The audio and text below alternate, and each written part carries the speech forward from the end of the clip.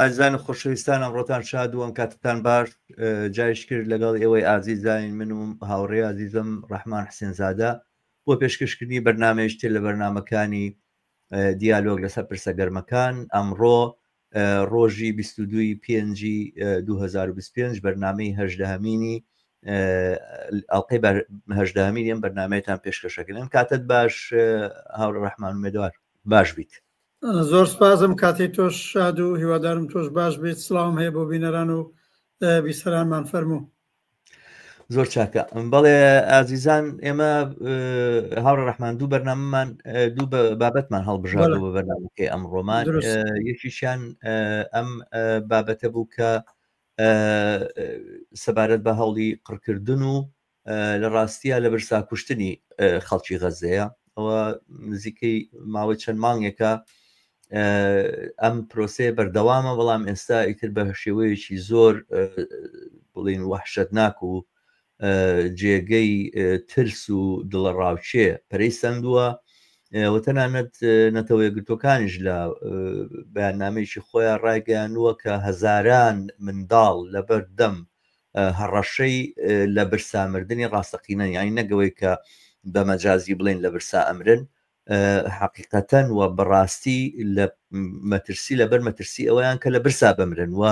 نەتەنیاهۆ بڕیاری داوە دووبارە غەزە داگیر بکاتەوە، نەخشەیەکی داناوە بۆ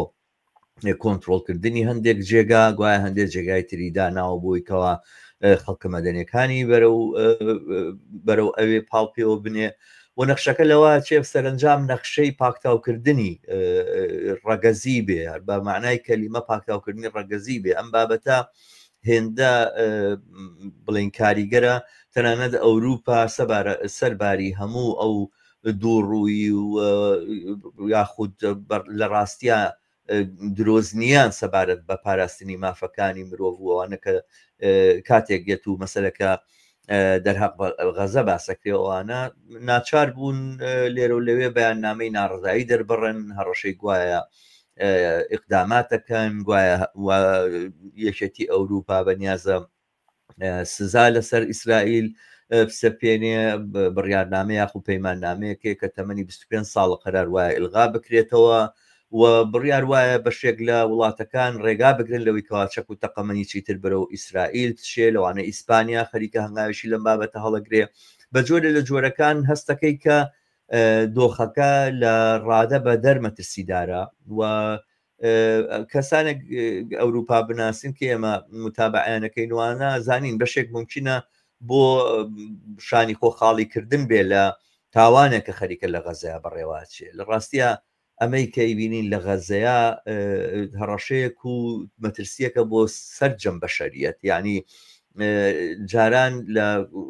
قۆناغەکانی ڕابردووە وەختێک پاکتاوکردنی ڕەگەزی ڕوویداوە بە هەزاران کەس قەتڵ و عامکراون، کامێرە نەبووە، فلیم نەبووە، تەسویر نەبووە، بەرنامەی ڕاستەوخۆ نەبووە. ئێمە هەمووەمانە ئێستا بە ڕاستەوخۆ لەسەر شاشی تەلەڤیزۆنەکانە بینین. ئەو چیرۆکانەی کە ئێمە جێڕاونەتەوە هەمووی بۆتە مایەی ناڕەزایی و بۆتە مایەی تووڕێی خەڵک و بۆتە مایەی ئەوەی کە هەتا ئێستاش لەبیر خەڵک نەچنەوە، بەڵام ئەمەیان ڕاستەوخۆ بە ئاشکرا بە بەرچاوی هەمومانەوە دەرەکەوێت کە ئەم تاوانە ڕوئەدا. بە حەقەدەوەیە کە هیچ سنوورێک و هیچ مەرزێک و هیچ پێودانگێک و بەهایەک نییە کە ئیسرائیل ژێرپی نەنابێەوە پەتا ئێستا شەر بەردەوامە لەسەر ئەمانە. بەڵێ تۆ بووی؟ بەڵێ فەرموو. دیارە قسانی تۆ باست کرد هەمووی جگای تێیدی منیشە بۆ دەستپێکی باسەکەی خۆم حتاەوە بڵێم بەڕاستی ئینسان نازانێت چۆن ئەحساسی خۆی بڵێت، چۆن ئەم دەرەجە لە چی پێ بڵێم ئێمە ئەڵین بەربەریەت کە بەسەر ئینسانە داسەپاوە بە قەورتۆ ئاوا لەسەر شاشەی تەلەڤیزیۆن ئاوا بە ئاشکرا بەیانەکرێ، بەڵام لە عین حاڵە دەستەوەستانی ئەم ملیارد ئینسانە لە ڕووی کورەی ئەرز ئەلان دەوڵەتەکان لێگەڕێ، دەوڵەتەکان بۆ خۆیان عاملی کۆت و زنجیرکردنی ئەم ملیاردە ئینسانن، بەڵام عاقبەت من نتوانم ئاوا بڵێم بەڕاستی بە ملیارد ئینسان هەیە ئەم شتانە ئەبینێ و وەڕەزە ناڕەحەتە پێی سەختە بەڵام لەلایەکەوە ئەم بێدەرەتانیە ئەم دەست و پێسپی بوونەی ئەم ملیاردین ئینسانە ناتوانێت بەجێکی بگێنێ ئەمەیە زیاتر وجدانی بەشەر تەکانەدا دەنایتر خۆ دەوڵەتی فاشیستی ئیسرائیل بۆ تازە جێگایەک نەماوە ئینسان ئەوەی پیاڵێن ڕسوای بکە ئەو لە ڕسواترە هەیەت حاکمەی دەوڵەتی ئیسرائیل دەوڵەتی ئەمریکای کە 56 ساڵە ئاوا لە پشتێتی بریتانیا و فەڕەنسەیە کە ئەسان بە نەقشەی ئەوان خودی شکڵدان بە دەوڵەتی ئیسرائیلی 1948 شکڵی گرت لە ڕسواتر ئەوانە لە هەموو بابێتێکۆ جێ شەرمەزارن و تەوەقعێکشیان لێ نییە ئەم وردە قسانە و وردە ناڕەزایەتیە ژێستا دەریە برن بەجێ خۆی بەڵام من لە پێشا بڵم هەرەوەی تۆ لە سەرتیتری باسەکە تاکەی ئەم وەزیەتە و تاکەی ئەم وەزیەتە دەوڵەتان بەری ناکرن نەتەوە یەکگرتوەکان بەری ناگرێت ناتۆش بەری ناگرێ ئەمانە بۆ خۆیان شەریکن لەم کارەساتەیە بەڕاستی یعنی زلهێزە ئەسلەکانی ڕۆژاوایی بە ئەمریکا و بە بریتانیا و بە فەرانسە و حتا بە ئاڵمانیا و بە هەمووانە ئەوانە بۆ خۆیان ئەساسن شەریکن و شەریکە جرمی دەوڵەتی فاشیستی ئیسرائیلن ئەوەی کە کەماکان جێگای ئومێدە هەرەوەی پێڵێن ئەم ملیاردتا ئینسانی ناڕازی معتەرز تۆ تەمەشاکە هەر لە ڕۆژی ئەم شەمبە بوو یا یەکشەمبە بووە بابدام لە بریتانیا 9 ملیۆن کاس ساچۆتە سەر جادە لە خودی ئامستردام لە هۆلند لە هەموو جێک باشتر ڕۆشنتر حتا بە بانگەوازی چەپەکان و سەوزەکان وانە هاتوونەتە سەرمەیدان و خۆ دەستیان خۆش بێ ئینسان عاقبەت هەرم سەحنانە بینێ ئومێدێکی بۆ گەڕێتەوە کە بابە وجدانی بەشەریەت زیندووە بەڵام بەڕاستی تاکەی هەر بە 100,000 تەزاوراتکردن مەسەلەن لە دەی بەیانیەوە تا دەی ئێوارش 12 ساعتیش لەسەر جادەبی دوایی چوویەوە ماڵێ و دەوڵەتی ئیسرائیلیش مێشێکی میوان نەبێ هەرم کارانە بکە یا بە 9 ملیۆن سبێنە ڕاونە ببێ هەفتەیان دەبێ بە 1 ملیۆنیش و ببێ باشە خۆ من منزورم ئەوە نییە بە بەڵام ئەی کاریگەریەکەی ئەی تەسیرەکەی ئەمێ ئەوە بڵێم عاقبەت بگەڕێنەوە سەر ئەم بەرەی خەڵکی ئازادی خواست کە ئێمەش جزویان بین ئایا خۆزانم قسەی من و تۆ لێرەوە ڕەنگە ئەو مەوداوەسیعی نەبێ بەڵام عاقبەت ئینسانە بێ قسەی خۆی بکە ئەحساسی خۆی بڵێ من ئەو مثالە لێ دەمەوە ئایا ئەو 100,000 کەرەی 1,000 کەسەی لە ئامستەردام ئەم هەفتەیە هاتن ناتوانن عاقبەت زەختێکی زۆرتر بخەنە سەر خودی ئەو دەوڵەتی هۆلەندەی کە مەجبوری بکە حەل لەو ئیتحادیە ئەوروپایە کارێکی دیکە بکات چونکەوانە تا ئێستا تەبلیغات دەکەن مەسەلەن بۆ ئەو 100,000 کەسە ناتوانێت سازماندەهیە بکە کوڕە شوێنی پارلەمان و دەوڵەتی هۆلەند بۆ ماوەیەکی زۆر قۆرغەکەم کارێکەکەم هەر کاریان بۆ نەچێتە پێشێ ئایا ئەو 9 ملیۆنە لە بریتانیا ناتوانن بچن عاقبەت شوێن و دەوروبەری ئەم پارلەمانی بریتانیایە وەها فەلەت بکەن هەر بە دانیشتن لەوێ هەر بە هۆتاف کێشانانەی کە ئەزانم خۆ 9 ملیۆن کەس ناتوانێت لەوێ جێگای بێتەوە و لەوێش هەمیشە دانیشێ هەرو کەسانی بەڕێوەیە بن ناکرێت سازمانی چوای بۆ بدەستکە ئەسەن دەڕۆژ لە سەر یەک کار و پیشەی دەوڵەتی بریتانیا و پارلەمانەکەشی وەها پەچی بکەوێ کە مەجبور بێ کارێ بکات لەناخۆ دوێنەکە بوو یا پێرەکە بوو وەزیر خارجەکەی لێوی ئەوەی بریتانیا تا بڵێ بە قسە زوو لە پارلەمانەکەی خۆیانە وێنەی نەبوو زۆرتون قسەی کرد زۆرتون حملەشی کرد بە دەوڵەتی ئیسرائیل بەڵام هەر عینی کۆمنتارەکان و تەحلیلگەرەکان دوایتان هەر قسەیە هیچی تیانە هەر ئەمڕۆ من جۆم لێوت وتیان بەکردەوە هیچی نەکردە دەوڵەتی بریتانیا دەوڵەتی هۆلەندیش هیچی نەکردووە من قسەم جارێک ئەم بەشەیە ئەوەی کە ئینسان ئاوا تووشی و ناڕەحەتی ئەوە لەو بابەت دەوڵەتی ئیسرائیل لەوێت چی بکە من پێما بێ واقعا لە پاکتاوکردن بەولاوەیە دەناخۆ پاکتاوەکەی کردووە ئەویش هەر ئەوەیە من پێما بەیانەوە هەرو نەقشەی ترامپی فاشیست ئیجرا بکەن ئەویش هەرو جۆرەی تۆ نووسیتە بەقڕکردن و لە برسا کوشتنی بە تایبەت مناڵ و کەسی 6 مانگە و 1 ساڵە و 2 ساڵە و ئەوانە کارە بکەن ئەو خەڵکە خۆیان بڕۆن. بە نەزەرم بەرنمەیان ئەوەیە وها بە برسیکردن، وها بە قڕکردن، وها بە پاکتاوکردن کارە بکرد بە ئەو 2 ملیۆن کەسە بڵند غەزەمان ناوێت لێگەڕن. لەوانەیە ڕۆژێک دیت هجوومیان بر بەرەو مەرزەکەی میسر و بڵند بابا چین لەم سەحرای گەرماوی سینا بۆ خۆمان لە جەیەک دانیشین هەربا مناڵەکانمان نەبرن. ئەخرێمە من و تۆ کەسانێکە لێرە ئەڵان چاویان لە بەرنامەکە دایک و باوکین مناڵمان هەیە کەسمان هەیە تۆ عزیزی 1 ساڵات 2 ساڵات 3 ساڵات 5 ساڵات 10 ساڵات ڕۆژ لەگەڵ ڕۆژ لەسەر یەک ئەڵانەوە بۆ نزیکەی 18 مانگ زیاترە چێ بکوژرێ و تیاپچێ هەرچی بە قەولی خۆت ئەو سەرزەویەت خۆش بوێ هەرچی خۆت باڵای 20 ساڵ بی و ڕۆحی مقاومەتت بێ عاقبەت ئەڵێ ئەخر باشە ئەم کۆرپانە چ گوناحێکیان کردووە ئەم مناڵانە چ گوناحێکیان کردووە ئەم ئینسانانەی کە بڕیار بەدەستی ئەوان نیەوان چ گوناحێکیان کردووە مەجبوریانەکەن سەردانەوێنن بۆی بڕۆن. من پێم وابێ بەرنامەی دەوڵەتی فاشیستی لە فاشیستتر بەڕاستی من نازانێت ئێمە لە دنیای ئەم 56 ساڵەیە لە کەلیمەی فاشیست و نازیست و خۆتونترمان نەدیوە بەرابەر بە ئینسانی دڕەندە بەکار برێدەنا ئەمەی نەتانیاهۆی کە زۆر لەوە هیچی لەوەی وا هیتلەر کردوێتی کەمتر نییە هیچی لەوەی هیتلەر لەگەڵ خودی یەهودیەکانی کردووە کەمتر نییە. من شخصەن ئاشۆی چووم ئەو جێگایی کە بە ملیۆن دیمە ئەلان کولی غەزە بۆتە ئاشۆیس ئەگەر ئاشۆی چەند ساختمان و چەند ئاپارتمانە و ئەو سەرەکەیەوەیە 1 ملیۆن کەس جگای 1 ملیۆنیشی جێ 500,000 کەس جێ لێبۆتەوە ئەلان سەرزەویە بە نێوی غەزە بۆ خۆی ئاشۆیزەکەی دەورەی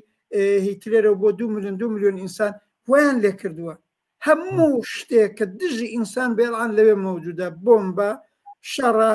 ترۆرە کوشتنە برسیەتیە لە برسا مردنە بە کۆمەڵ کوژیە چی نەماوە کە دەوڵەتی فاشیستی ئیسرائیل لە ماوەی ئەم 18 مانگەیە نەیکا لەگەڵ ئەو خەڵکە و بەشەریەتیش ئاوە دەستەوەستان بێت دەرنەچە من پێما بێ بەرنامەکە ئەوەیە هەرەوەی وا ترام گوتی غەزا بێت چۆڵ کرێ خەڵکەکەی بڕوا یا بۆ میسر یا بۆ ئۆردۆن قبولیکەن دیارە میسر و ئۆردۆنێک قبولیان نەکردووە دەی دانیشتون من پێم وایە هەرم ترامپیش و نەتانیاهۆی فاشیستیانە زۆر چاکە وەها زەختیە خینە سەریان وەها بێ دەرەتانیانەکەن خۆیان بڕۆن خۆیان ئەم جارە خەڵکەکە خۆیان ببن بە ئەهرۆمی فشار لەسەر دەوڵەتی میسریش و ئۆردۆنیش و دەوروبەریش بڵ با مەرزمان بۆ بکەنەوە با نەجاتمان بێ. من پێما بێ ئەوەیە ئەمە ئیتر لە چوارچێوەی ئەم ڕۆژهەڵاتی تازەیە کە جەنابی ترامپ و نەتانیاهو خەریکن ساز مانێتن ئەمە نمونەیەکێتی ئەمە جێکە لە دیارەکانی ئەم خەوەرمیانەی تازەی پڕ لە جەنایەت کە لەوێدا ئەمریکا هەمەکارە بێ دەوڵەتی فاشیستی ئیسرائیل هەمەکارە بێ و بەشەریەت لە بەرابەریاندا فزەی دەرنێ ئەمە ئەو واقعێتە تاڵەیە کە حقەتەکەی ئەوەیە ئەوڕە ڕەحمە من لەلایەنێکی تری ئەم بابەتە ینی ئەزانی مەساتی 2 ملیۆن ئینسان کەم نییە ئەوەی کە تۆ هەر نۆتەوێگرتۆکان ئەڵێت 14,000 مناڵ ئەمرن لە برسا یعنی ئێستا ئەگەر ئەم کۆمەکانە نەچێتە ناوە بۆ ناو خەڵکی غەزە و نەدرێ بە خەڵکی غەزە و ئەوانە 14,000 مناڵ ئەمرن لە برسا ئەمە شتێکە راپۆرتە بڵێن راپۆرتی ئەو ڕێکخراوە نێودەوڵەتیان نەیڵێن نەک ئیدعایەک بێ مەسەلەن حەماس بیکە یاخود کەسێکە لە ئەنگری فەڵەستینیەکانە و لە دژی ئیسرائیلەوەمان ئەمە راپۆرتێکی مەیدانیە کە تەرەح کراوە یعنی باسەکان ماساتە ماساتێکی گەورەیە بەڵام ئەوەی کە بەشەریەتی ئەم سەردەمەی ئێمە ئەوەی پێوترێ کۆمەلگای نێودەوڵەتی ئەوەی پێوتری یاسای نێودەوڵەتی ئەمانە ئەمە قبوڵەکە و ئەمەوە کوشتێکی ئاسایی خەریکە ئەچێتە پێشەوە بەبێ ئەوەی کە کاردانەوەیەکی دروست و بە قەدەری ئەم تاوانەی لە بەرامبەرە ئەنجام بدرێ ئەمە هەڕەشە لە ئایندەی کولی بەشەریەتەکانی باسەکار تەنها باسی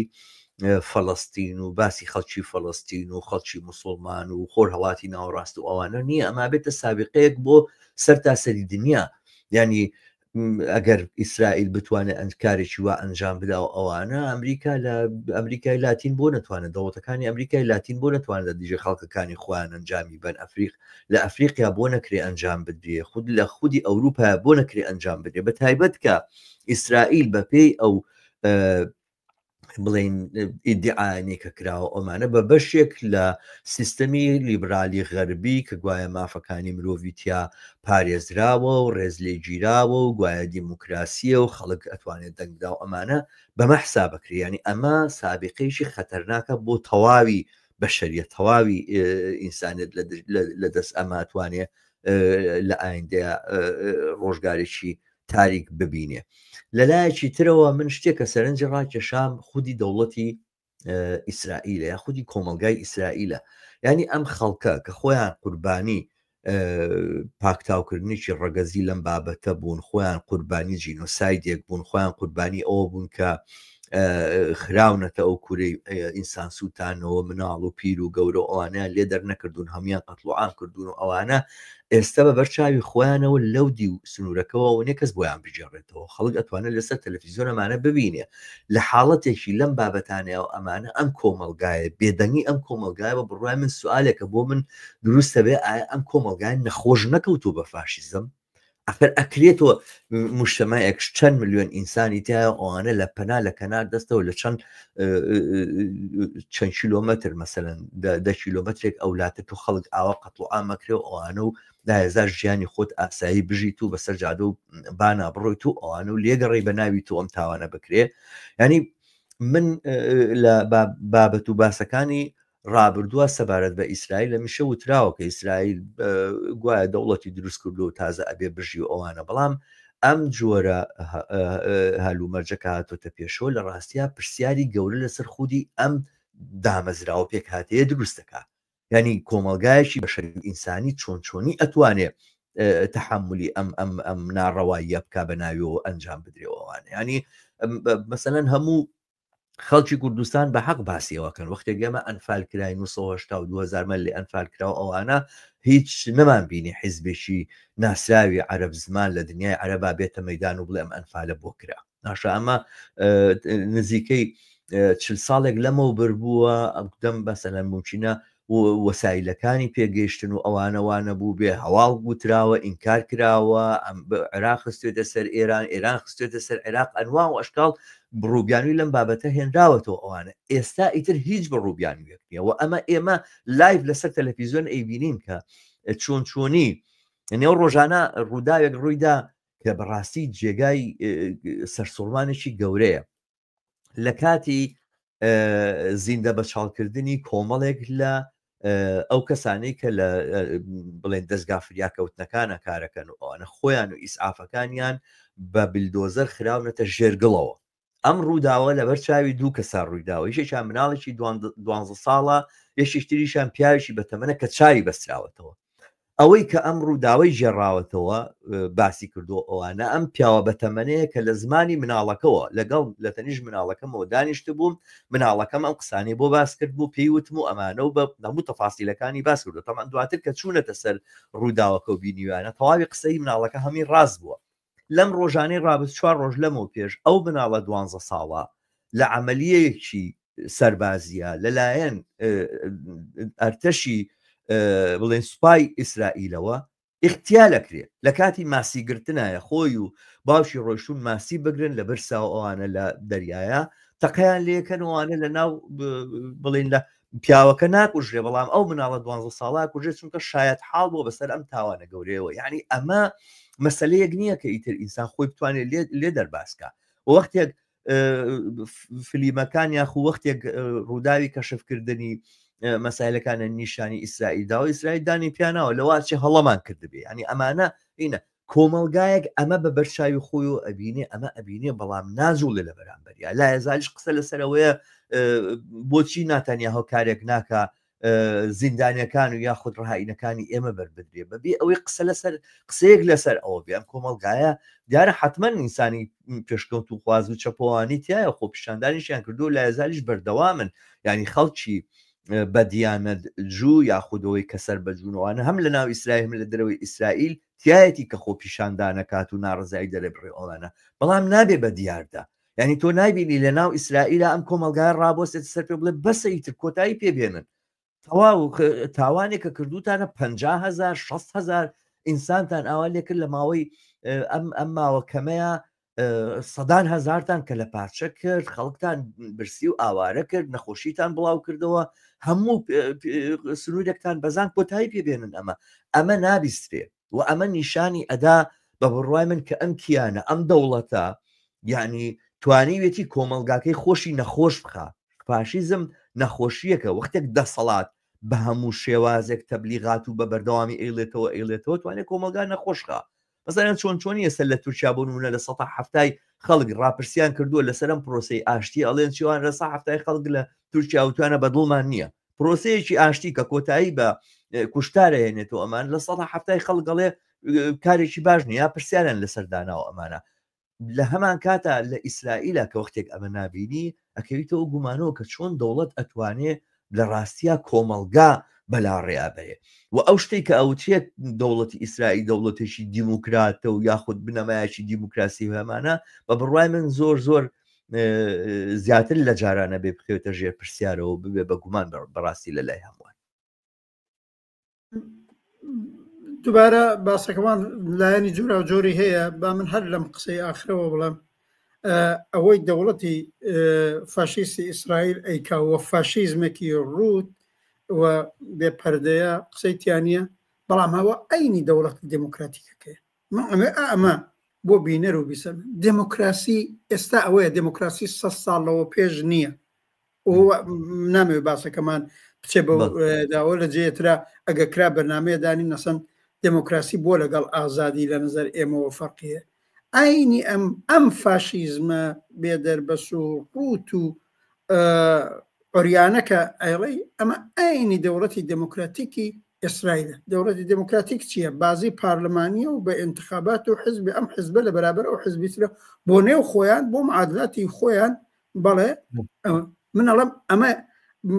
بینەر و بەسەری ئێمە خەڵکێک کە تەوەهمی هەیە بە دموکراسی با بزانێ ئەمە ئاینی دموکراسیە ئەوەی ترامپیان هێناوەتە سەرکار و کە ئاوە فاشیزمێکی ڕوود پەرە پێدا لە دنیا ناکرد لە ئەمریکا بەرحاڵ ئەمە ئاینی دموکراسیە ئەوەی کە بەرحاڵ دەستە ڕاستیەکان لە ئوروپا ڕۆژ لەگەڵ ڕۆژ خەریکترن بەهێزە بنەمە ئاینی دموکراسیانی دموکراسیش بۆ خۆی کۆت و بەندە بۆ سەر ئینسان ئازادی فەرقی هەیە ئازادبوونی ئینسانەکان فەرقی هەیە لەگەڵ ئەم فۆرمەتی پارلمانی و ئەوەی بریتانیا و فەرانسە و ئەمریکا و وڵاتانی ئوروپایی و هەموو ئەوانە پێڵەن دموکراسی و عینی دموکراسیەکانەوە ئەوە ئەوە بەشێکی دیکە بەشێکی دیکەی ئەوەی ئەڵێ با من لێرە تاکیدێکی بڕک جیاواز کە نا بەڵام تۆزیحم لەسەری هەیە خودی خەڵکی ئیسرائیل بۆ ناجوڵە و قسەناکە حتممە خەڵکان شارۆمەندی هەر وڵاتە بەشێکی زۆری یا بە زەبر و زەنگ یا بە ئەوەی پێڵێن مەغزشووی هەچێکی پێڵێن ئەوەی ئەڵێن ئەفکاری جامعە ئەفکاری ئەو تەبقەیە یا ئەو دەوڵەتەیە تیا حاکمە بێ بەسەریانە داسەپاوە بەڵێ کۆمەلگای ئیسرائیل بەرەی ئازادی خواست بەرەی چەپ لە کۆمەلگای ئیسرائیل پاشەکسەی زۆر گەورەی بەخۆیەوە دیوە زۆر چۆتە دواوە و بەتایبەت لەم هەژدە مانگەیە تۆ تەمەشاکە حتا 3-4 مانگی ئەوەڵی دوای 7 ئۆکتۆبری 2023 دوای 2-3 مانگ ئیتر بە هەزاران کەس هەموو ڕۆژێ لە مەیدانە بوون و فشاریانە خستە سەر دەوڵەتی نەتانیاهویان دەبێ بارمتەکان ئازاد بکرێن ئاتەش بەس بکەی ئەم شەڕە ئیدامنیدا خوالعانیش ئەو ڕێگەیە هەرماوە هەردوێنێ یا پێرێ ئەبێت تۆ دیبێتت من دیومە هەردوێنێ و پێریش ئاعتراز بوو هەر بەڵام لە چاوداران زۆر کەم بوو ئەگە جارانە دی 20,000 کەس کۆبەوە باوەڕ ناکەم 1000 کەسێک بێ بوو بەڵام من پرسیارەکەەوە چییە واکە لەو ئینسانانە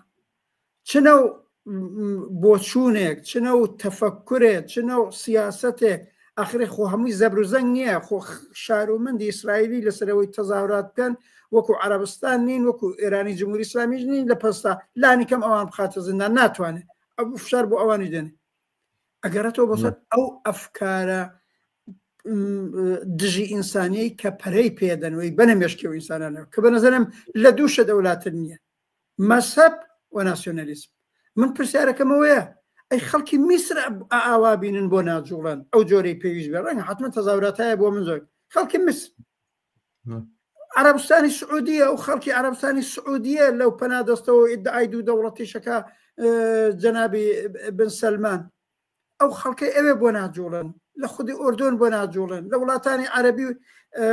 کۆمەلگا خۆت ئیتر ئەوان نەخۆشی دەستی چین ئەوانیش نەخۆشی دەستی ئەو چینەن وە حاکمە و ئەو چینەی کە حاکمە لە دنیا واک لە دنیا پێم بڕە ئەگەر ئەبزارە تریشان گرتووە بەدەست و ئەیگرن بەڵام بە زۆری ئەوەی پێڵەن مەسلحەتی ملی قازانجی ملی لە ئیسرائیل پێڵێ یەهودیەت مەسەبەکەش هەم یەهودیەتە هەم دەوڵەتی ئیسرائیلە دەنەچە ئەمان گێڕێتەوە سەر ئەو بەشە کە بەرحاڵ نەزمێک حاکمە ئەمان گەڕێتەوە سەر ئەو شتە ڕێشەیە ئەم نەزمەی کە حاکمە لە دنیا و نەزمی چینایەتی و نەزمی تەبەقاتی بۆ مەشروعیەتدان بەخۆی بۆ پێشبردننی ئەم کردەوە فاشیستیانە عاقبەت ئەبزارایە کە گرێ بەدەستەوە مەغزی زۆری جوان و لاوی ئەو خەڵکی ئیسرائیلەی کە ئەیان بن بۆ ئەرتەشەکەیان ئەیان من بۆ جێشەکەیان ئابم جۆرە بێ بێزەنیانە ئەم کارە بکەن بەوە شۆرراوەتەوە کە قازانجی خەڵکی یەهود لەوەدایە ئەگەر وانەکەی ئێمە لە بینە بن ئەمانە وە تەبعەن لە ماوەی ئەم 6 ساڵی ئەم کردوانە بوو و بەتایبەتی 30 ساڵی گوزەشتە کردەوەی ترۆریزمی ئیسلامیش بە پاڵپشتی یەکێ وەک جمهوری ئیسلامی جەلات زۆرترین بەهانەی داوە بەدەست فاشیزمی ئیسرائیلەوە زۆر ڕۆشنە حەماس خودی ئیسرائیل درستی کرد بۆ بربەرەکانەی لەگەڵ یاسر عەرەفات و سازمانەکەی ئەو خۆی 3-4 ساڵەوە پێش نەتەنیاوتی ئەگەر ئەمانەوێ پرۆژەی ئیسرائیلی گەورەمان بچێتە پێشێ و ئەگەر ئەمانوێ بە قەولی خۆی ئەم فاشیزمەی ئیسراکە ئێمە احتیاجمان بە حەماسە با حەماس ببێ حەماسی تونوتیش ببێ کردەوەی تونوتیش لە خۆی نیشان بە تا ئێمە بتوانین 1000 جار زیاترەکەی ئەنجام بدەین هەروای کردو ئەڵئانی بەهانەکە 7 ئۆکتۆبری 2023 آخر جەلات آخر جنایەت کرد بەڵێ 1200 کەس زۆریشیان بێت تاوان کوژران بەدەستی ترۆریزمی ئیسلامی لە 7 ئۆکتۆبر آخر ئەڵان ئامار 53,000 تان کوشتووە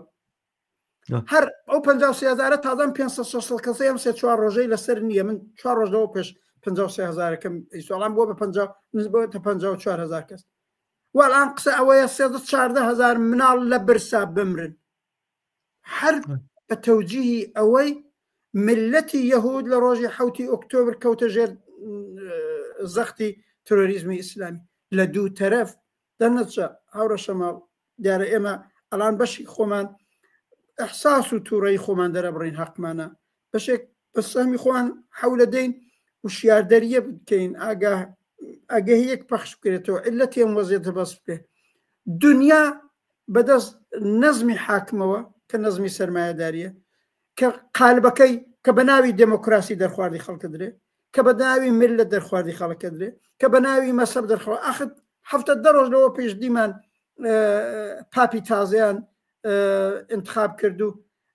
ئینسان بەشەریەت سەری سوورەمێنێ لە دەستپێکی قەرنی 21 کە علم و پێشرەفت و هۆشی مەسنوعی هەیە ئەم بە ملیۆن ئینسانە فری و خواردووە فری و دراوە چییە بۆ ئەم کابرا لێباس پێە بەڕاستی ئینسان سەری سوورەمێنێ لێرەوەیە عاقبەت ئێمە لەگەڵ دنیایەکی پێچەوانە لەگەڵ دنیایەکی پڕ لە کۆت و زنجیر بە دژی ئینسان بۆچی بۆ قازانج و بەرژەوەندی سەرمایەدارەکان کاپیتالیستەکان ئەڵانەوە من و تۆ دوای بڕێتر قساچینە سەر سەفەرەکەی ترامپ کە لەوێدا ئیتر نیشانەدا چۆن هەموو ئەم کێشانەی حتا ڕۆژهەڵاتی ناوەڕاست ئەخولێتەوە لە دەوری یەکشت معاملە و پول اقتصاد معاملە و پول بۆ گیرفانی ئەویش سەرمایەدارەکان فەلەستین غەزا خەریکە قوربانی پول و پارا بێ تا بچێتە جیبی شێخنشینەکانی عەرەبستان و کووەیت و قەتەر و ترامپیش لە ڕاسی دنیادا ئەو بێشەرمانە کەلیمەیەکیش باسی غەزایان نەکرد کە لەو پەنادەستیان چ جنایەتێک زۆر چاکچینە سەرەوە بابەتە هاوڕ ئەو نەتیجەم لێ بگرم لەو بەشە لە قسەی تۆ ئەوە هەر کۆمەلگای ئیسرائیل نییە نەخۆش کراوە کۆمەلگای بەشەری تووشی ئەو نەخۆشیە بووە کۆمەلگای بەشەری بربەریەتی بەسەرا داسبا کۆمەلگای بەشەری ئەبەنەوە بەرەو کۆیلیەتی بازێک پیاڵێن کۆیلەتی مدرن بەڕاستی مدرنیش نییە من نازانم بەڕاستی سەردەمی دەورانی کۆیلیەتی ئایا هاوکات هزار کەسیان کردو بەژێر خاکەوە ڕەنگە کردێتیان مەواردێک بەڵام باوەڕ ناکەم خۆختە نە تەلەڤیزیۆنیان بوون ئەوە بێشەرم ئەوە بێشەرم لە ماوەی 18 مانگە تۆ 54,000 کەس کوژی و کۆمەڵ کوژی کەی و نیشانی خەڵکیشی بدەیت ئەە فرعونەکان حتممە نەزانم کاری زۆر کەسیفیان کردووە لە دەورەی کۆیلیەتی دەی بەشەر ئەم نەزمە بەشەری جێراوەتەوە بۆ کۆیلیەتی و کۆیلەداری بە جێراوەتەوە بۆ بربەریەت و تەنیا بەدەستی خودی ئەم بەشەرەش ئەتوانین دووبارە ئازاد بین و ئەگەر ئسپارتاکوسێک هاتە مەیدان و بوو بە دەستپێچیەوەی با بە کۆیلایەتی نەمێنێ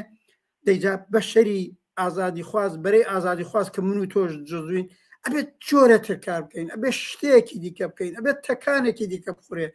لە خودی وڵاتانی ئوروپایی لە خودی وڵاتی ئیسرائیل لە نێو خودی فەلەستینیەکان لە هەرجەیەکی دیکە دژایەتی لەگەڵ ئەم نەزمە کۆنەپەرستە لەگەڵ ئەو کۆت و زنجیرانەی کە ئاوە بەشەری خستۆتە گیانی یەک مەسهەبە ناسیۆنالیزمە دموکراسی و دموکراسی بازی و پارلەمان بازیانە لە پێناو قازانج و بەرژەوەندی نەزمێکی پێچەوانەکە تۆ وتە خەتەرە لەسەر ئایندە نەتەنیا خەتەرە لەسەر خەتەرە کارێستاییتر لەوە خەتەرتر لەوە خەتەرتر کە ڕۆژانی نزیک چەند ساڵی داهاتوو یان ئەوەی کە لێرە ئەکرێتەوەوانە بەڕاستی لەواچە سەرەتای گوتیانە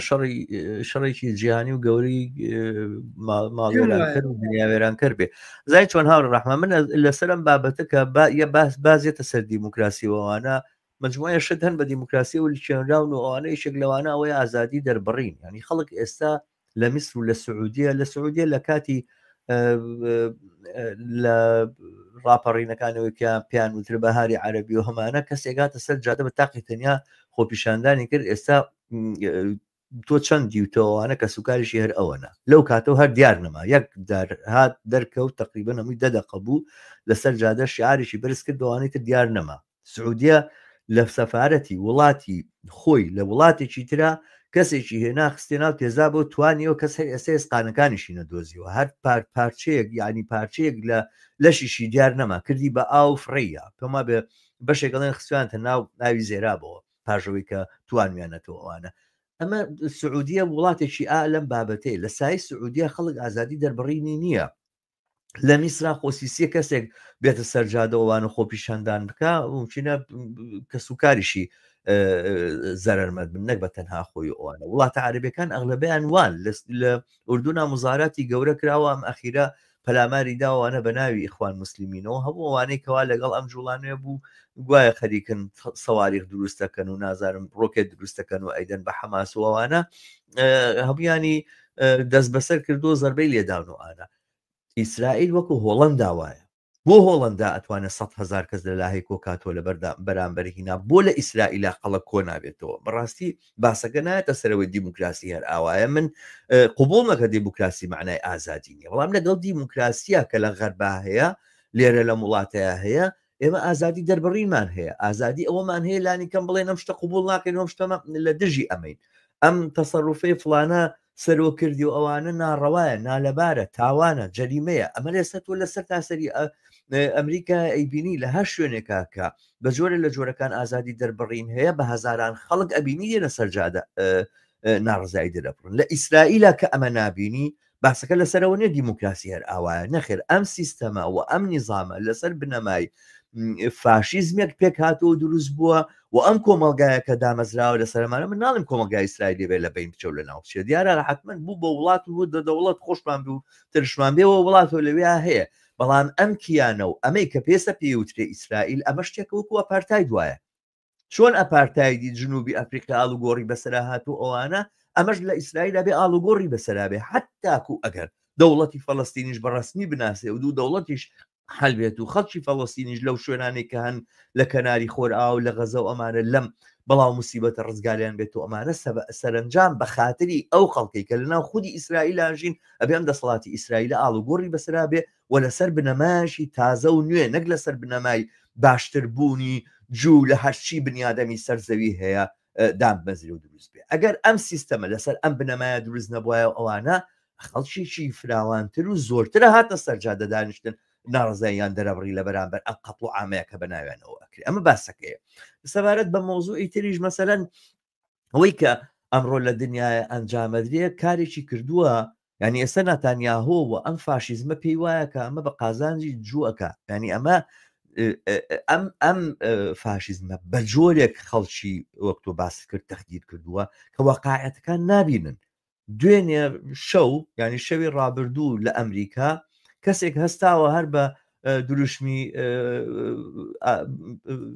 فری پەلەستاین و ئەوانە دوو کەسی هەر حاڵ سیڤیلن ینی چەکدار نەبوون و عینەک بوونوانە پەلاماری داون لە کردەوەیشی توندوتیژە گیانی لێ سندونەتەوە بەرحاڵ ئەمە بوو بە سەرچاوی ئەوەی دووبارە قسە لەسەرەوە بکرێکە ئەمە ئەنتیساماتیزمە و ئەمە لە دژی جوولەکەی و لە دژی ئینەوە ئەمانە حقیقەتەکەی ئەوەیە وەزئێکە ئیسرائیل دروستی کردووە توندوتیژی و ڕقت دروست ئەکات و پێچی ئەهێنێ ئەم کەسە نە موسڵمانە نە فەڵەستینیە نا پەیوەندی هەبووە ڕۆژێ لە ڕۆژان لەگەڵ ئەم جوڵانەوانەیە لە سەرنجام لەسەر تەلەڤیزۆنە بیدیم هەموو خەڵکە ئاوای لێ دێ تەمەەن تەبریری بۆ نایەنەوە ئەو کارێکە کراوە کارێکە بن تەئیدی ناکەم ینی جان سندنەوە لە خەڵکانێکە سیڤین و ئەمانە کارێکە ناڕەوایە هیچ کەس نابێت ئیدیکاوانە بەڵام ئەبێت تێی بگەین کە بۆچی وایە وە چۆن چۆنی زمینەیەک دروست بۆ ئیسرائیل دروستی کردو ئەوانە کە بەڕاستی خەڵکی جوو لە سەرتاسەری دنیاە ژیانیان کەوتوتە مەترسی زۆرترە لەوەیەوە ئەمنیەتیان بۆ پارێزراو بێ تۆ سەرنجام چی لە خەڵکی غەزاکە ینی ئەم لاپەڕانە لە مێژووی ئیسرائیلە هیچ کاتێک لەبیر ناچێتەوە ئەمە نەکبە نییە نەکبە ئێمە چەند فیلمی ڕەشوستیمان لێرە و لەوێ بینیەوە ئەوەی کە لە ساڵی 1940 ڕوویدا ماوەی 2 ساڵی ڕێکە ئەم فیلمی ڕوعبە ئەم فیلمی ترس و تۆقێنەرە لەسەر هەموو تەلەڤیزیۆنەکانی دنیا بڵاوە بێتەوە چ جیلێک ئەتوانێت بێت و ئەوانە ئەم وێنانی لەبیر بچێتەوە ئەمەی کە ئێستا حکوم دەوڵەتی ئیسرائیلەکە لە غەزەیە سەرنجام ئەمنیەت و ئاسایشی خەڵکی ئیسرائیل و خەڵکی جووی خستۆتە مەترسێکی زۆر زۆر گەورەترەوە لەوەی کە پێشتر بوو و هەتا لەوەش کە لە 7 ئۆکتۆبەرا ڕوویدا ئەوانە ئەوەی لە 7 ئۆکتۆبەرا ڕوویدای فرازاتی ئەوەی ڕابردوو بوو و ئەو تاوانە کە کرا لەلایەن حەماسەوە ئەنجامدرا بە کوشتنی ئەو خەڵکە مەدەنیە کە تاوانێکی قێزەون و جێگای شەرمەزاری و جێگای ئیدانەکردن بوو بەڕاستی بەرەنجامی ئەو هەموو حقد و چینەیە بوو کە چەندین ساڵ کۆ بوو بۆ لە ناو خەڵکێکی گەمارۆ دراوە لە غەزە بەڵام ئەوەی کە ئێستا لە بەرامبەر مناڵانی فەڵەستینە ئەکرێ و ئەوانە چ نەوەیەکی تر لە دنیاەوە لە ناو فەڵەستینەوە لە ناو وڵاتەکانی دەوروبەری فەڵەستینە بەرهەمەهێنێەوە چه حقدێک دروستەکە لە بینی ئینسانەکانە لە ڕاستیە ئەمە ینی ئەمانگەێنێ بەو نەتیجەی ئەم دەوڵەتەکە لە ئیسرائیلە هەیە سەرنجام ئەبێ ئاڵوگۆڕی بەسەرا بێ و ئەمە بەڕاستی هەدەفێک لە هەدەفەکانی بەشەریەتی ئەم سەردەمەیە ئینسانیەتی ئەم سەردەمە ناتوانێت لەگەڵ دەوڵەتی لەم بابەتەیە هەڵ بکە ینی دەوڵەتێکی لەم بابەتە بەڕاستی پاساوەدا بە فاشیزمی تورکیا پاساوەدا بە فاشیزمی ئیسلامی لە ئێرانە پاساوەدا بە فاشیزمی ئیسلامی لەلایەن داعش و لەلایەن غیری داعش و ئەمانەوە ئەمانە بنەمای ئەم توندوتیژێ پێگەێن و ئەمانە بۆیە ئاڵوگۆڕێک کە لە خۆرهەڵاتی ناوەڕاستا بکرێ بەبێ ئەوەی کە ئیسرائیل وەکو ئەم دەوڵەتە ئاڵوگۆڕی بەسەرابێ بە بڕوای من ئیمکانی نییە من ئەمە بۆ چوونە بە ئەوەی کە یەکێ لە گرێ هەرە سەختەکانی ڕۆژهەڵاتی ناوەڕاست بە تەشکیلی دەوڵەتی ئیسرائیل لەسەر ئەساسی داگیرکاری پاکتاوکردنی فلەستینیەکان وە دەرنانیان ئەڵانەوە بەرەو 80 ساڵە چین بە وجود هاتووە قسەی تیانە وایە من بەش بە حاڵی خۆم هەتا لەو قسە و باسی کە ماوەیە لەوە پێش لەسەر ئاڵ و گۆڕی جەهانی بەیەکەوە کردمان یا پێشووتر لە کۆنگرەیەکە کە چەند مانگ لەوە پێش من قسەمەوەیە لە ڕۆژهەڵاتی ناوەڕاستە دوو گرەی ئەسڵی هەیە و تا ئەو دوو گرەیە حەل نەبێ ئەم نائارمانیە ئەم ترۆریزمە ئەم شەڕە ئەم نەسڵکوژیە ئەم پاکتاوکردنە جا ئەم ئێستا بە زۆری بەدەستی ئیسرائیل ئیدامەی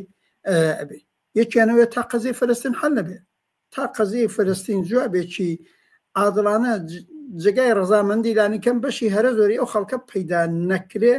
هەرچی بچێتە سەر و بێتە خوار حتا ئەگەر ئەم 2 ملیۆن 2 ملیۆن و نیوەی خەڵکی غەزەش تەواو بنێرن لە سەحرای سینەش دامەزرێنن ئەم برینە بە برینتراوی ئەمێنێتەوە و خەر درێژە پەیداکە و عینەن وایە شارۆمەندی خەڵکی ئیسرائیلیش قەت تووشی ئەمنیەتێکی باش حتا لە ئاستی دنیایش نابێت ئەوە یەک بەشێکی دیکەش ئەم فاصلەی فەقر و سەروەتەی کە کولی ڕۆژهەڵاتی ناوەڕاستی داگرتووە بە ملیۆن و بە میلیارد ئینسان لەم منتەقە بە ملیۆن حەدیەقل لە برسا ئەمرێ ڕۆژانە هەر ئێستا هەر لە وڵاتانەی ڕۆژهەڵاتی ناوەڕاست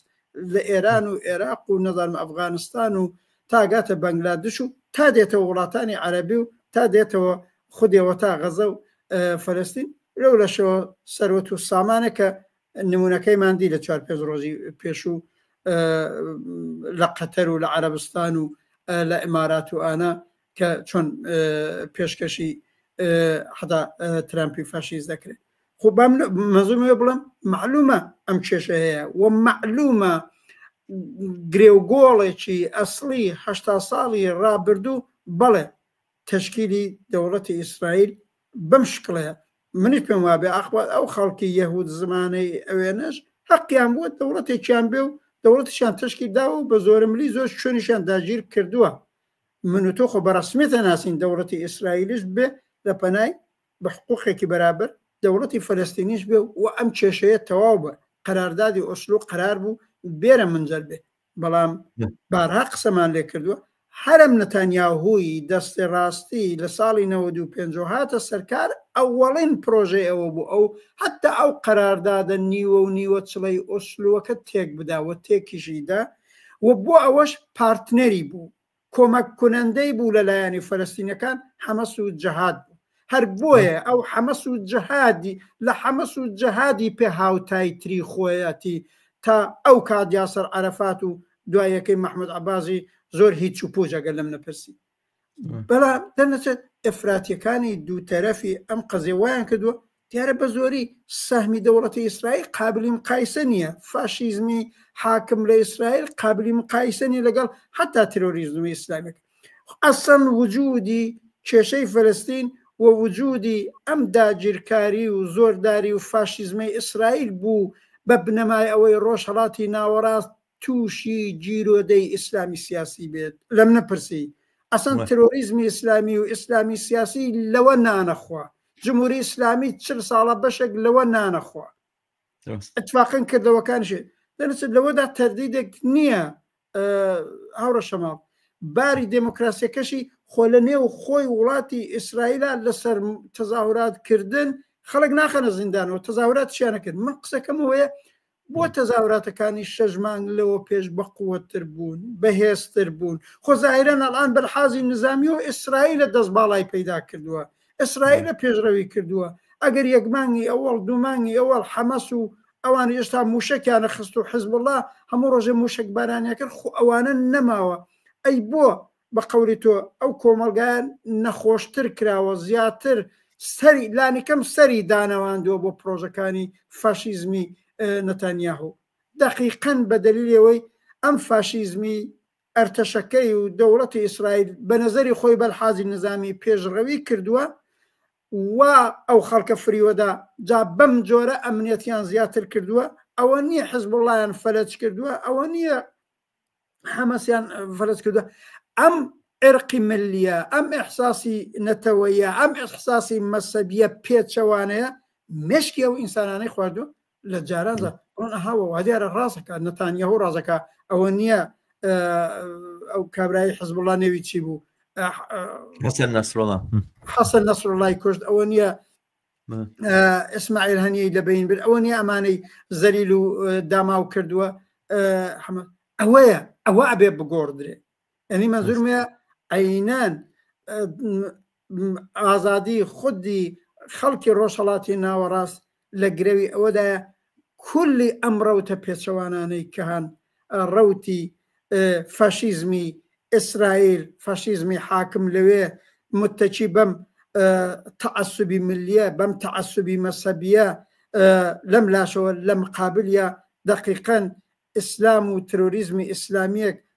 متعەسب هەر بە ئیسلامەکەی بە مەسەبەکەی یا بە ئێرقملێک ئەمانە بێ قڵب بکرێنەوە ئەمانە بێ حاشێ بکرێت ئەگەر ئێمەی ئەڵان ڕەنگە ئیتر ئەم بەشە لە بەرنامەکەمان بەرەو کۆتایی بڕۆین منوش ئەلاوە بەرهەر دەربڕینی تووڕێی و ناڕەحەتەکەمانە بێ بڵین دەی باشە تەنیا جێگای ئومێدێک ماوە ئێستا هەر ئومێدە بێ بەستی بە خەڵکی ئازادی خواست لە خودی ڕۆژهەڵاتی ناوەڕاست لە خودی فلەستین لە خودی ئیسرائیل لە وڵاتانی دەوروبەر لە سەتی دنیا هەر لەم تەزاوراتانی لە بریتانیا و لە هۆلەند و لەم جیانەکرێت بەڵام ئەوەی تا ئێستا کراوە ناتەواوە ئەگەر من و تۆش دەنگێکمانە ڕوە ئەگە هەر لە وڵاتە ئەوروپایانە هەین و ئەتوانین لەگەڵ چەند ڕفێقمان دەنگمان گا بەدەست ئەو کەسانەی ڕێخەری حتا ئەم تەزاوراتە گەورە نابێ بڵین بابێت تاکتیکێ بگۆڕن ئەبێ کارێک بکەن ئەبێ ئەقدامێکی موەسرتر بکرێ من نمونەی لە ئەوڵەوە ئەوەم باس کرد ئایا ئەم بە ملیۆن و نازانم بە 100,000 و بە 200,000 هەر بچین و تەزاورات بکەن و لەم سەری لەندەنەوە بڕۆین بۆ ئەو سەری لەندەن و ئەم سەری ستۆکۆلمە بڕۆین بۆ ئەو سەری ستۆکۆلم و زۆر زۆریش باشە قەیناکە با لە هەموو تیرەوتایەفەیەکیشی تیاابێ بەڵام عقبەت دوای ئەو چەند سەعات تەزاوراتەکەت فایدەی نییە دەست ببرێ بۆ کارێکە لانی کەم ئەگەر دەوڵەتی فاشیستی ئیسرائیل مەجبورە نەهایەتەن گوێ لە دەوڵەتانی ئوروپایی و ئەمریکایی بگرێت ئەمانە بێت بە کۆمەکی بۆ نەنێرن ئەمانە بێ یاریدەی نەدەن ئەمانە بێت لە مەجلس و مەجامعەکانی خۆیان لە جێەکە دەری بکەن عقبەت ئەو وەختەیە ستۆپێک ئەدرێ لە دەوڵەتی فاشیستی ئیسرائیل ئەوەش ناکرێت مادام ئەمانە نەکەونە زێرزەخت من هەرەوەم بە نەزەرەکە ئەبێت دەم و دەستگای خودی ئەم دەوڵەتانی ئوروپایی و ئەمریکایوانە لەجێ فەلەجیان کەی بە تەحەسونە اعتصامی پێڵەن ئێوە وابزانم بە دانیشتنە بە یەخەگرتنیانە بە لە کارخستنی پارلمانیانە بە لە کارخستنی جگای دەم و نەبەتون نوتیش ئەچمەچمە اعتصامەکەمیتر بە هەزاران کەس با بچنە بەر ئەو پارلمانی بریتانیا ئەڕ ئیجازە نەدەن واردی هۆڵەکانیش بن ئەحساس کە ناوە 20 ڕۆژەی تر کاری فەرج بوون دەوڵەتی بریتانیا فەرج بووە لە خودی ئەمریکای فاشیستی ترامپ نازانم نە بە جامعەکەم دیوە نە پێی ئاشنام لە خۆمەوە ناتوان من ئەو نازانم ئەم بەشەریەتی ئازادی خوازە کە تووڕەشە کە ناڕەحەتیشە کە دێتە سەر جادە کە خیابانیشە بەڵام هەر تەکرارە و تەکرار ئەما بێ بگۆڕ ئەما بە تەمان مەسلەیەکەیە بەرحاڵ بێ بەرنامەکەمان لێرە کۆتایی ببین هاوڕ ڕەحمان بەڵام زانی سونەتەکان و تەقلیدەکانی ناڕزایی دەربڕینیش بە جۆرێکی لێ هاتووە کامەژە دەتوانین بیدێنەوە پاس سیستەمەکە زانی بە جۆرە سیستەمەکە وای ڕاهێناوینەوە ئەناڵێ من لێتانە دەمیەوە هاوارکەن بەڕاستیم هاوارکردنی سەرجادە وەختێک دەتوانێت ئسلوبێکی کاریگەر بێ کە دەوڵەتەکان توانێت جۆگرتنیان هەبێ وەختێک دەوڵەتەکان توانێت جۆگرتنیان نییە لە ڕاستیە ئەم شێوازانە لە دەربڕی ناڕزایی ئەوانە ئەبێ پێشکەوێت و پێشیشەکەوێت تاوان هەنێ پرسیار هاتوو هەنێکەکەمەوەی هاوڕەشەوە ئەبێ وەسیلەیەک بەدەستەوە بگیرێ گوێیان ڕابکێشرێ گومان وایە ڕاستە خودی زۆرێک بەکات برێ ئەبێ فشارێک بەکات برێ لە عەلەی هەرم دەوڵەتە زلهێزانەی پشتیوانی فاشیزمی ئیسرائیل دەنا ئەم ئەوزاعە هەر ئاوا ئیدامەیە ڕاستە ناوە حەقیقەتێکە بەڵام من مەبەستمەوە بۆ بڵێم کە ئەم شێوازە لە دەربڕینی ناڕزایی ئەوانەکە ئێستا هەیە بۆ خۆی دەرهاویشتەی خودی سیستەمەکە کە فێری کردوین وا بکەین ینی ئەمە ئەقسا شتێکە کە تۆ توانی بیکە بژیت سەرجادە هاوار بکەی بەڵام وەختێک جۆش لێ ناگرنەوەمانە جۆ لێ هەرەونە مثالێک بێنەوە دەورەی شەڕی ڤێتنام تۆش ئەزانی و منیش ئەزانین و خوێندومانەتەوە ئەو بزوتنەوەی دژی شەڕی ڤێتنام عاقبەت ڕەوش و تاکتیکایەکی زۆر مؤثرتری بوو بۆیەکانێ واقعا ئەمریکای ئەمپریالیستی بە چۆکا هێنا وایە بە شەریەت جوڵانەوە دژی ئەفریقای جنوبی جوڵانەوە جنوبی ئەفریقا ئەو خەڵکە کارگەران لە سەریاندانا مەسەن کارگەرانی ئێرانیش بۆ نمونە مانیان گرت و لایەن هێژنەوت بڕوا بۆ جنوبی ئەفریقا نازانم ئەوە یەکێکە لە ڕووداوە ناساوەکان لە ڕێگەیان نەدا ئێران مانگی پێش ڕووخانی ڕژیمی شاب کرێکارانی نەوتی ئێران کارعانیش هەموو کۆمەڵانی خەڵکی ئێرانەڵی ناقبەت اعتسابی ئەوان مانگرتنی ئەوان پشتی دەوڵەتی شایشکاند و سەرنگونی کرد لەگەڵ اعتسابەکەیان لەگەڵ مانگرتنەکەیان دژ بە حاکمیەتی ڕژیمی پاشایەتی وتیانەوە ئێمە لێرەوەی تر ناردنی نەوت بۆ ئەفریقای جنوبی و اتفاقەن ئیسرائیلیش بۆ هەردووجێ بۆ ناردنیان بۆ ئەفریقای جنوبی ئیسرائیلیان ساڵی 79 زاینی 46 ساڵ لەوە پێش قەتە کرد ئەبێ ئەم جۆرە هەر کرێکارانی خودی بریتانیا و فەرەنسا بێ ئەم نەوع کارانە بکەن ڕاست بەرحاڵ هاوڕێنێکی باشمان لەگەڵان لەسەر بینەرانوانە من داوەتان لەکەم ئازیزان لە لای خۆتانەوە لیکی ئەم بەرنامەیە شێر بکەن بۆی بینەرانێکی زۆرترمان هەبێ سپاسانەکەین کە لەگەڵمانان سڵاوشتیشیان نردووە لە ئازیزان محەممەد ڕەسوڵ محەممەد دەستخۆشانەی نردووە لاڤا ئاریا ئەڵێم کاتتان باش کاتیەوەش باش تافگەی براهیم و هاوڕێ خەرمان لۆس خەرمان لەگەڵمانان کە هاوڕێ تافکە ئەمە کۆمنتەکەیەوە بەردەوام خۆپیشاندان دەکرێت لە دنیا لە دژی کوشتنی خەڵکی غەزەیت دەبێت جۆرێ خۆپیشاندانەکان بگۆڕێت بۆ ئاستێکی تر کە کاریگەری زیاتر بێت و هەروەها لێرە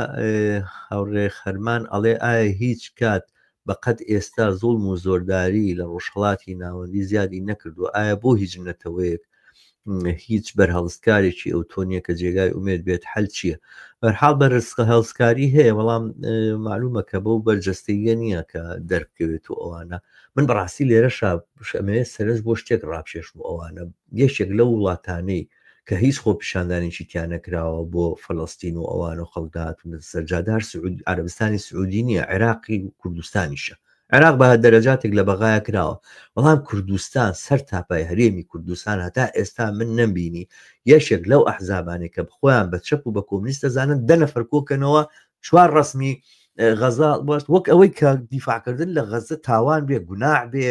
وەگەوەی کە بۆچی ئەوان لە کاتی ئەنفالە دیفاعن لێ ئێمە نەکرد داکۆچیان لێنمە کرد بۆ ئێمە ئێستا داکۆچیان لێ بکەین بازێ لەم شتانە ئەوترێ بەڕاستی ئەوەش جێگای سەرنجە کە ئێمە لە هەرێمی کوردستانە ئەم هەموو ئەحزابە کۆمونیست و چەپ و ئەوانە هەیە من خۆم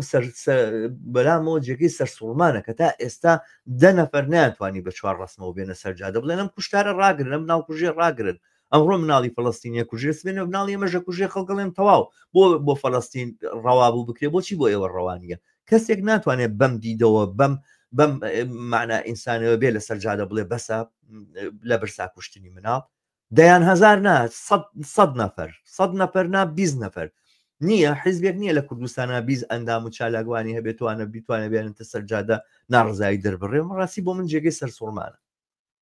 من پێم شتێکی باشە دروژان بەڵامەڵان کۆتایی ئەم بەشە لە باسە لە فرسەترە قسەی لێ بکەین تاوجەیی بە خودی ڕۆژهەڵاتی ناوەڕاست و کوردستانی عێراقیش بگەێ ئەوڵەن جارە منی سڵاوم هەیە بۆ دۆستانە بۆ ئازیانەی کە کامنتیان داناوە هەرەوە وڵامی بەشە لە کامنتەکە هاوڕە خەرمان ئێمە باسمان کرد لە قسەکانمانە هاتووە دووپاتی ناکەینەوە دەبێت ئەترازاتە واقعاً ئاستێکی دیکە بەخۆی بگرێ بەڵام ئەینەن ئەمەی مەربوط بە کوردستانی عێراق ئەوە خوب بەرەی چاپ کۆمونیستەکانی من بە قەت تۆ زانیاریم نییە بە قەت تو تاقیبم نەکردووە با لە خۆ حکومەک نەدەم بەڵام ئەگەر ئەو کارە نەکراوە زۆر هەڵەیە حتا ئەگەر ئاکسیۆنێکی دەکەسیشمان پێکرا بێ بیکەین ئەزانم فکر بەڵام بەشێکی دیکەی تۆڵی بۆ لە فەزای کوردستانی عێراق بۆیە چونکی ناسیۆنالیزمی بێشەرم دەوڵەتی ئیقلیمی بێشەرم ئەوانە خۆیان لە کەناری ئیسرائیل بینن منەزانم دەورەیەک لە ئەوڵەوە وەخت هێشتا محوەری مقاومەتی ئیسلامی هێزێکی بوو یەکێتی نیشتمانی خۆی لە جمهوری ئیسلامی و لە محور مقاومەتەکە نزانێت بە مەسلحات بە زۆر بە فشار نەگەوەی لە دڵیەوە بێت بەڵام مەگەر شەو و ڕۆژ ئێمە لانیکەم لەمەی پێڵەن کلاپاوسەکان و شەبەکە کۆمەڵاتەکە نابینین هەڵسوڕاوانی بێشەرمی ناسیۆنالیزم دێن ئەڵێن عاقبەت دەوڵەتی ئیسرائیل پشتیوانی گەلی کوردە مەگەر ئارزووی ئەوە ناکەن عاقبەت ئیسرائیل پشتیوانی لە کوردستانی سووریە بکە مەگەر تانە و تەشەریان حتا بڕێک لە مەزلوم عەبدی نەبوو چووە بۆ ئەحمەد و شەرعی دیوەکە ئەبێ لەگەڵ ئیسرائیل بێ مەسەلەکەوەی اتفاقاً ئەوەی واتۆ پێڵی نەخۆشی دێ و نەخۆشی هەر لە قەدیمە و لێستا لە فەزای سیاسی کوردستانە هەیە ئەویش ئەوەیە لەسەری مەسلحەتی کوردایەتیەوە هەتا نەکورد بوونەوە لەسەر مەسلحەتی حکوومەتەکەی خۆیان دەوڵەتەکەی خۆیان ئایندەی خۆیان بەرحاڵ پێیان وایە لە ئایندەدا و وەختی ڕەفراندۆمەکە خۆ من ڕێمدا بۆ ڕەفراندۆمی ساڵی 2017 بوو پێم وایە ئەلعانیش پێم وایە عاقبەت کوردستانی عێراق دەوڵەتی مستەقلی خۆی بێ باشترە لەم فێدرالیەی ئێستا ئەڵام واردی ئەو بەحسە نابوو بەڵام ئەو وەختە تەنیا لە دنیاە دەوڵەتی ئیسرائیل پشتیوانی ئەو ڕەفراندۆمێکە عاقبەت دنیای ناسیۆنالیزمی کوردەوەیە کە گویا لەم دنیاە دۆستەکەیان فاشیزمی ئیسرائیلە ئەوە ئەم کارە ساتانە ئەخڵقێنێ لە ئەنفال بەولاوەتر و 76 ساڵی بەرەو 80 ساڵەچێ ئەم کارانە ئەکە گەڕێتەوە بۆە دەرنەتیجە کۆمەلگای کوردستانی عێراقیش تاتی تەسیری ناسیۆنالیزمی کورد بەڵاوا بێ حرەکەتە بێتاوانە ئەم بێتە حروکێت چۆنە بێ بشکێ دەی بەرەی ئازادی خواست بەرەی ئینسان دۆست وە کۆمونیستەکان و کۆمونیست کاریگەریەکانی کوردستانی عێراق دەی کارە بکەن دە بجوڵین دە لە جەیەکەوە دەست پێ بکەین بەحاڵە بێ ئەوە بکرێ وەسە بەرحاڵ کۆمونیزمبوون بە دژار شەپۆلبوون دەرەکەوێگە تۆ لەگەڵ شەپۆلابیت و شەپۆلچی پێخۆش بووە بکەیتەوەوانە هیچ هەڵوەستێککردن نەبڕی کۆمونیستەکانی کوردستان هەمیشە بەوە ناسراون وەختێکە ئیسلامەکان دەزێنرا بەسەریانە لەلایەن دەسەڵاتەوەمانە لە بەرامبەر ئیسلامەکان ئەوەستانەوە وەختێک ژن کوژرا وتیان ژن مەکوژن هەموو کۆمەلگای و دەمە شەرەف و کەرامەت و ئەخلاقی کۆمەلگای و مشتەما کۆمونیستەکان بوونیان نابێەوەوانە من بیرم دێ لە کاتی پەرلەمانە هەڵبژاردننی پەرلەمانە لە 92 ینی نەت ئەوێرا دەم بکەیتەوە بڵێ ئەم پەرلەمانە هیچ نیەوەوانە کۆمونیستەکان لەسەر جادەکانی سلێمانیا خۆپیشاندانیان نەکرد کۆمونیزمبوون بەوە دەرەکەوێت کە خۆپیشاندانەکەیان و ئەمە گاڵتە جاڕیە نە پەرلەمانە نە هیچ ئەم دەسەڵاتە بە هیچ نابێتەوەوانە و کۆمەلگا سەرنجامەکەوێتە بندەسی مەجموعەیەک خاچاخچی و مەجموعەیەک جەردە و تاوانکار و مافیا و ئەوانە و سەرنجامەکەشی ئاوای لێ هات ینی دژە ڕەوەند بوون بەڵێ قسەکانی جێگەی نەگر بەڵام بە دژی ڕەوەند ڕاوەستان و بە دژی ئەو ڕەوتە هینە ڕاوەستان کۆمونیزمبوون لەوانەیە بەرجەستا بێ نەک لەوەی کە کۆمەلگا چی پێخۆشەوە بڵێ